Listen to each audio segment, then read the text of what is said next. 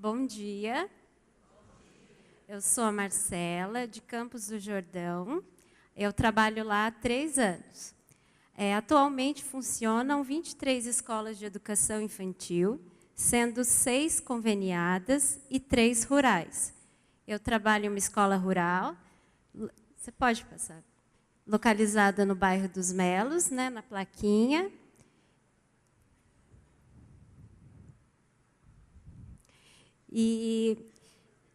Eu trabalho com uma sala multisseriada, com 11 crianças de 3 a 6 anos.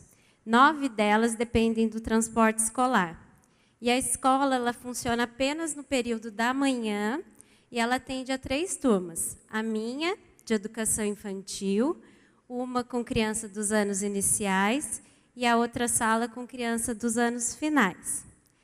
Minha apresentação será sobre cantos na área externa.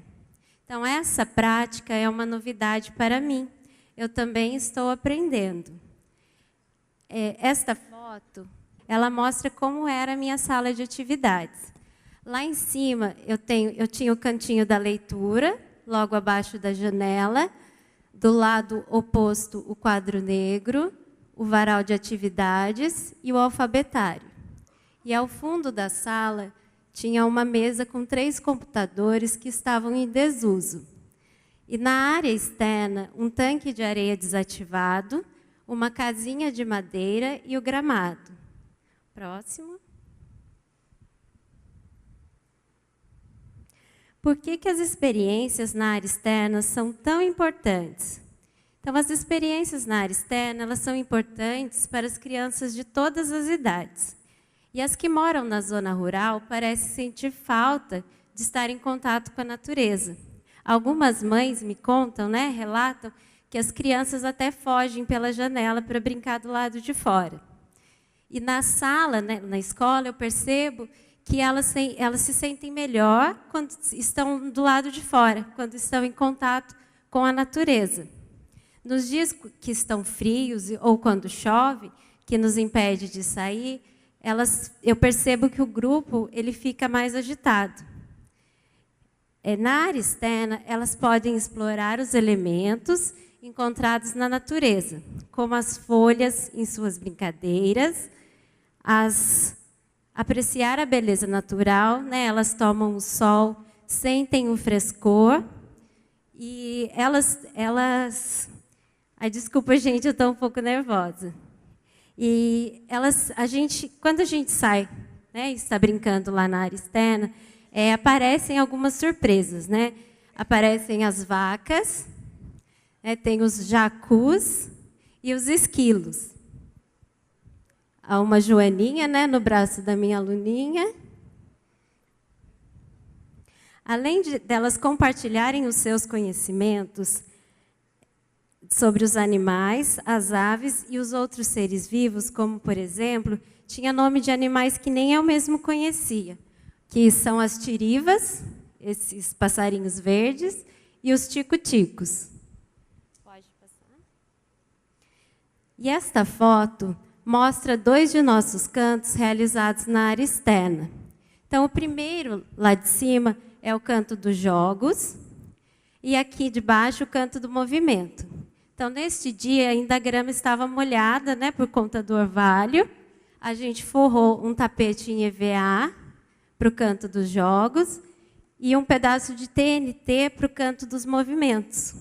E todo esse material nós já tínhamos na escola. A área externa é o ambiente onde as crianças têm uma maior liberdade, porque brincam e exploram espaços mais amplos que o da sala de aula.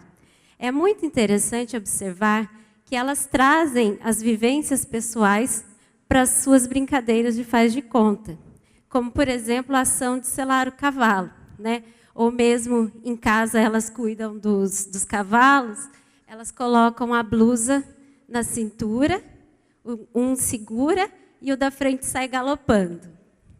E na primeira experiência realizada para a tarefa de formação, eu controlei o tempo de permanência. Então, depois de uns 5 minutos, eu pedia que elas trocassem de cantos. Só que elas ficaram muito dependentes de mim. E aí, quando eu dei a liberdade, para que elas escolhessem os cantos, eu percebi que elas já se organizaram entre elas e já resolviam.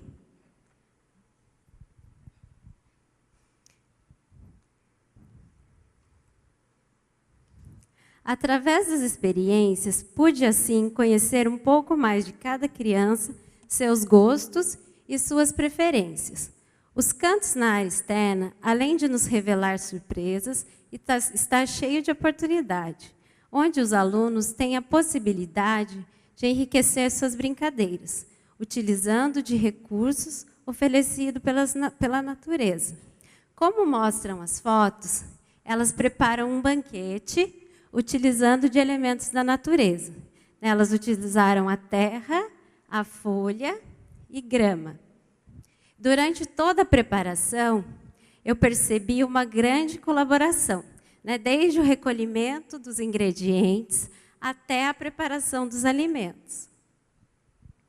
Os alunos, quanto à interação dos alunos, eu pude observar diferente comportamento entre eles. E por ser uma sala multisseriada, eu tive o privilégio de observar diferentes idades em uma mesma brincadeira.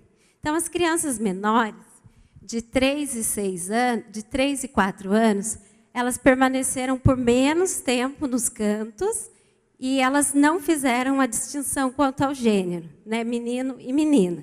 Agora, já as crianças maiores, de 5 e 6 anos, elas ficavam mais tempo nos cantos e elas faziam a separação de gêneros.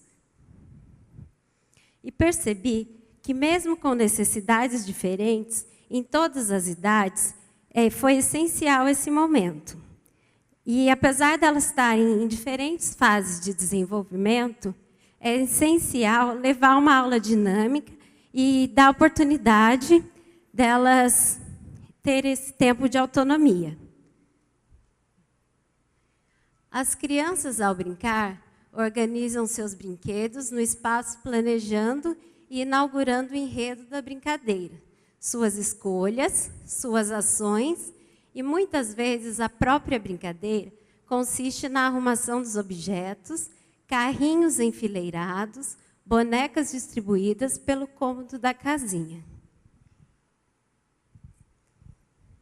E a nossa sala, ela sofreu uma grande mudança para o lado positivo, Houve uma grande mobilização, tanto na área interna, na minha sala, quanto na área externa.